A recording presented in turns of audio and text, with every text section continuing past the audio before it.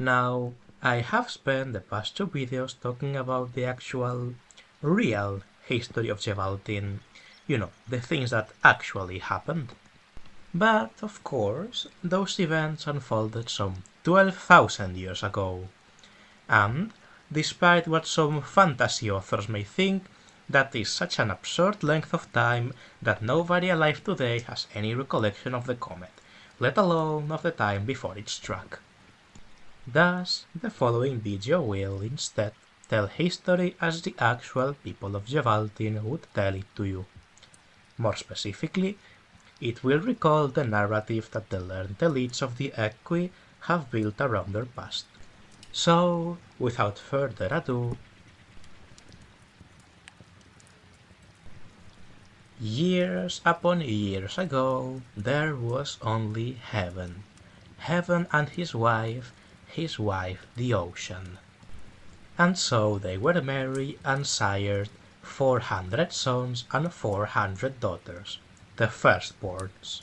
But there was nowhere for them to go, for no land had yet risen from the depths, for calm had yet to be separated from the storm. Thus, for 400 days and 400 nights, these children tried to stay afloat, but eventually their strength waned and they sank. They sank and they drowned, bringing death into the world. And old Death was born a charmer, he who starts and puts out the fire.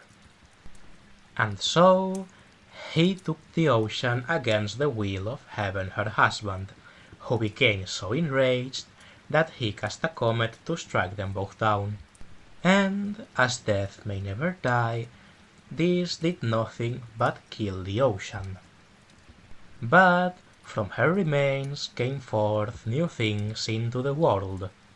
As the drowning of the 400 firstborns brought forth death, the smiting of the ocean brought forth the dry land, and the beasts of the land, and the fishes of the sea.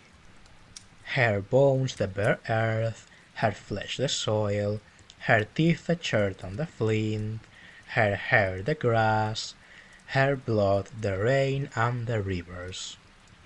And, lastly, from within the ocean's corpse rose the moon, fathered by both Death and Heaven. And what was left, the skin, the sinew, and the guts, became once again the ocean, the lady of the tides. Thus began Age Zero, as the moon was exalted and given overlordship over the young earth. But there was nobody yet who was able to praise her, nobody who could perform the rituals or make the offerings so befitting of a goddess. The stones were silent, the mushrooms spoke in riddles, and the crows praised Death her father. And so she cast her pale light, causing all those who looked up to become people. But these were not people like you or I. They were an older version. They had feathers, claws, and overall they looked more owl-like than human, their yellow eyes glowing like embers in the dark. And, worst of all, these creatures of the night were selfish and full of greed. They could hardly be convinced to worship their own creator without receiving something in return. Mother, mother, we are too cold to worship you. Our clothes look like rags in comparison to yours. We are too poor to make the offerings you ask of us. We don't have any of your magic. How could we worship you if you do not care for us? Every night they would sing those words, and every night the moon would go silent. This repeated 400 upon 400 times. It kept repeating until their mother the moon finally gave in. And so she gave them fire, and the robes made from gold and silver thread, and aluminum blades, and she taught them all the secret lore. But they had neither love, nor fear, nor respect in their hearts. so this brought them no joy or appreciation for their Maker. Thus 400 days and 400 nights passed, and they still refused to make any offerings to their goddess. Instead, when the moon came down to ask them about their lack of devotion, they simply replied, "We are radiant. We are the keepers of all things. We restart the fires that death puts out. We raise the dams and build the lakes. We turn night into day. There is no place in heaven or earth that is not ours. There is nobody who can make us bow." Thus the moon, having lost her honor, went to Moshna and fully became a goddess of death, shedding the parts of her body that had come from heaven her father. And ever since, the moon has had faces. As she dances across the sky, her missing half seems to wax and wane.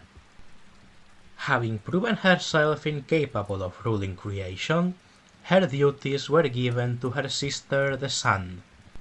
Unlike her predecessor, the sun had neither patience nor mercy for those who would seek to put themselves above their makers. And so she came down from the sky and met with the gods and goddesses of the earth, who had all grown tired of the people's senseless boasting. Of their senseless boasting, and, above all, they had grown tired of their lack of religion. And so she declared that there would be a new people who would perform their duties and cast down these children of the moon. After hearing this, all the gods and goddesses proclaimed, "Take my creation, make them into people. They will be perfect and never fail in their duties. They will cast down the children of the moon like a raging fire."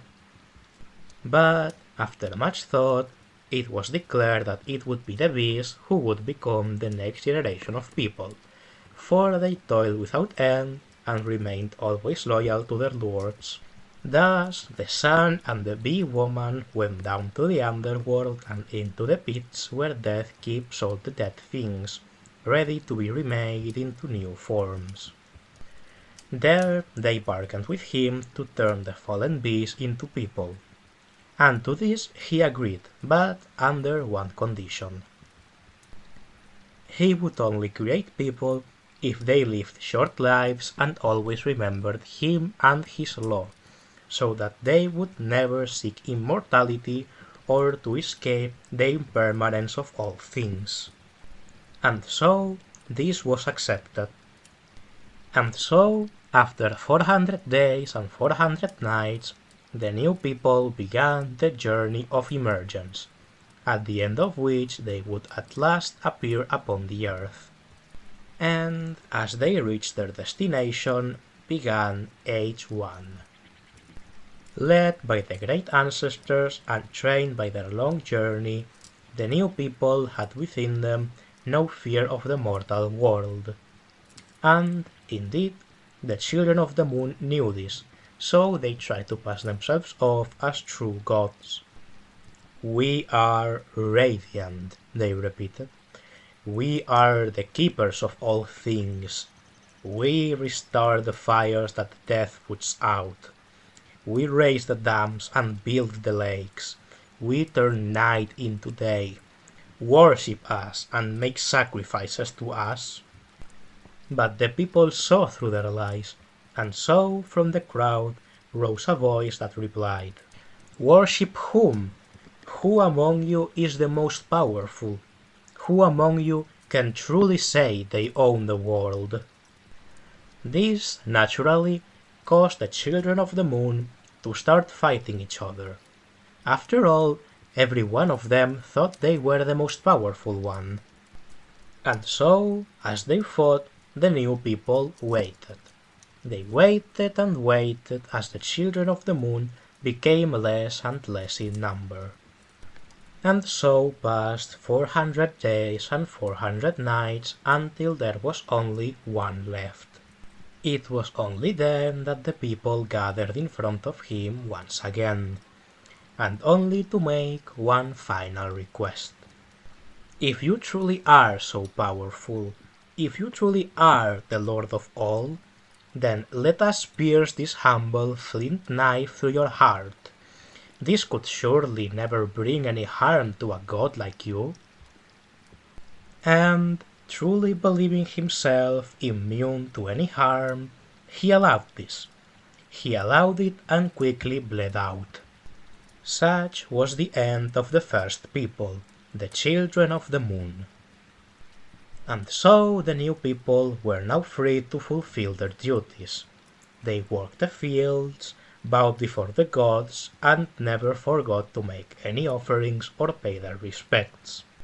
But they did not truly understand why they were doing these things. Indeed, they had no idea of what the gods were or why they required offerings. They only knew all the actions they had to perform. This, however, greatly saddened the butterfly man, who thought the people deserved to know why they were endlessly toiling away.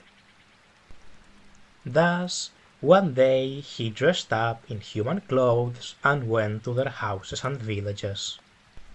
There, he gave the people the sacred plants and mushrooms. He taught them how to use them and how to derive true knowledge from the experience. Indeed, he initiated the first priests and created the first mysteries. And as the novel seeds were ground, began Age 2, which is the one where we currently live. But I fear that's a story best left for another time.